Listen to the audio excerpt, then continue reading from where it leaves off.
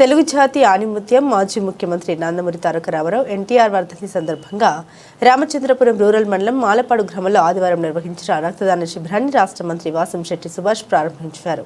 ఈ సందర్భంగా మంత్రి మాట్లాడుతూ ప్రజల హక్కులు, ఆత్మగౌరవం, సామాజిక న్యాయం ఎన్టీఆర్ రాజకీయ తత్వానికి మూల స్తంభాలని పేర్కొన్నారు. అలాంటి మహానాయకుడి స్మృతిలో రక్తదాన శిబిరం నిర్వహించడం ప్రజాసేవకు సార్థక రూపమని అన్నారు. రక్తదానం చేయడం ద్వారా అత్యవసర వైద్య అవసరాలు తీర్చడమే కాకుండా అనేక మంది ప్రాణాలు కాపాడవచ్చని తెలిపారు. ప్రమాదాలు, ప్రసూతి సమస్యలు, శస్త్రచికిత్స వంటి సంక్షోభ పరిస్థితుల్లో రక్తమే ప్రాణాధారమని, అందుకే యువత, పార్టీ శ్రేణులు, సామాజిక కార్యకర్తలు పెద్ద సంఖ్యలో రక్తదానానికి ముందుకు రావాలని మంత్రి పిలుపునిచ్చారు. రక్తదానం దాత ఆరోగ్యానికి కూడా మేలు చేస్తుందని, ఇది రాజకీయాలకు అతీతంగా చేసే అత్యున్నత మానవీయ సేవగా అభివర్ణించారు. ఎన్టీఆర్ బాటలో ప్రజల కోసం పనిచేయడమే నిజమైన రాజకీయ సేవ అని స్పష్టం చేశారు. ఈ కార్యక్రమంలో పలువురు స్వచ్ఛందంగా రక్తదానం చేసి ఎన్టీఆర్కు ఘనంగా నివాళులర్పించారు. రక్తదానం చేసిన ప్రతి దాత సమాజానికి ఆదర్శంగా నిలుస్తారని మంత్రి అభినందించారు.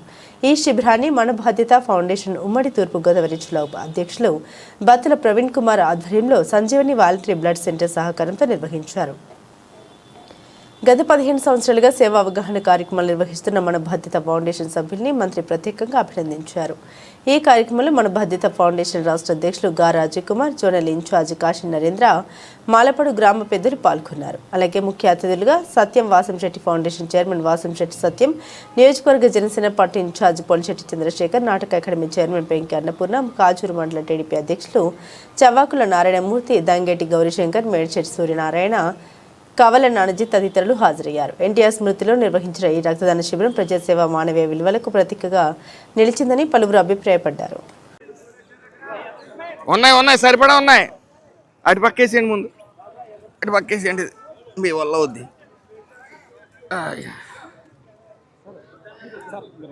వేసేయండి చెప్తాను. కాదు వేసేనండి, మనం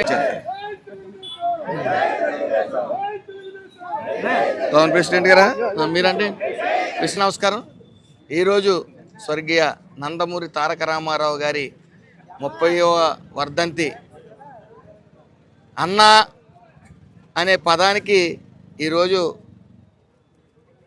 దేశవ్యాప్తంగా ఒక గుర్తింపు ఉంది. లేకపోతే అన్న అనే పదం వాడుకలో ఉందంటే దాన్ని సార్థకత తీసుకుని వచ్చింది స్వర్గీయ నందమూరి తారక రామారావు గారు. అందరూ కూడా ప్రజలు ఆయన చేసిన సంక్షేమం కానీ, ఆయన తీసుకుని వచ్చిన పథకాలు కానీ ఈరోజు కూడా దేశంలో పలు చోట్ల దాన్ని ఫాలో అయ్యే విధానం ఉంది. అదేవిధంగా ప్రేమగా అందరూ కూడా ఆయన చేసిన సంక్షేమాన్ని బట్టి కానీ, అభివృద్ధిని బట్టి కానీ, అలాగే తెలుగువాడి ఆత్మగౌరవాన్ని నిలబెట్టిన తీరు కానీ, ఆ రోజుల్లో ఢిల్లీలో శాసిస్తే ఆంధ్రాలో అమలు చేసే పరిస్థితి ఉండేది.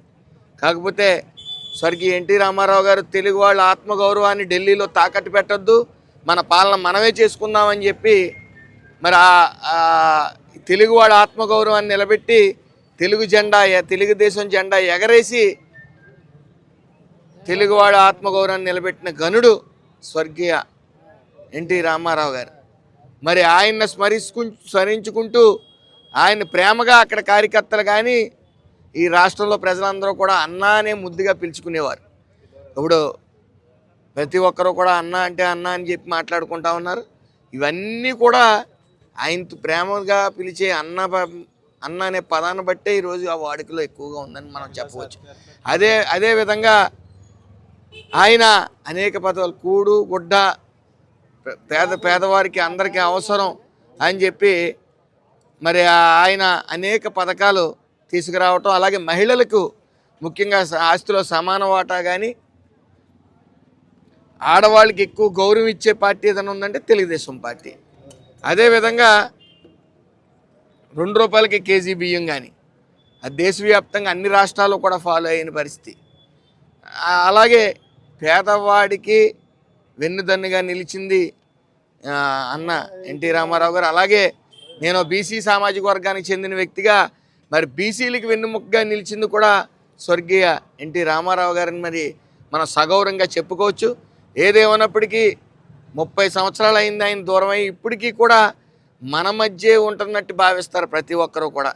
అలాగే ఆయన అడుగుజాడల్లో మరి ఈరోజు నారా చంద్రబాబు నాయుడు గారు, లోకేష్ గారు ఈ పార్టీని కార్యకర్తల్ని 2 కళ్ళుగా భావించి ముందుకు తీసుకెళ్తున్న వైనం.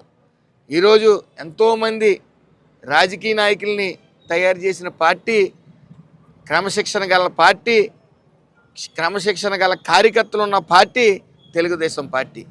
మరి స్వర్గీయ ఎన్టీ రామారావు గారు ఏ ఆశయ సాధనతో ఈ పార్టీ పెట్టారో సుమారు 40 సంవత్సరాలు అయినప్పటికీ ప్రతి ఒక్కరూ కూడా ఆయన ఆశయాన్ని నిలబెట్టే విధంగానే కార్యకర్తలు కానీ నాయకులు కానీ మసులుకుంటున్న తీరు, దాన్ని నడుపుతున్న తీరు మరి మన చంద్రబాబు నాయుడు గారు కానీ లోకేష్ గారు కానీ. ఏదేమన్నప్పటికీ మనం ఈ ఎన్ని యుగాలను దాటినా సరే స్వర్గీయ ఎన్టీ రామారావు గారు ప్రతి ఒక్కరి హృదయాల్లోని చిరస్థాయిగా నిలిచి ఉంటారని మాత్రం ఖచ్చితంగా చెప్పగలం. Thank you. అందరికీ నమస్కారం.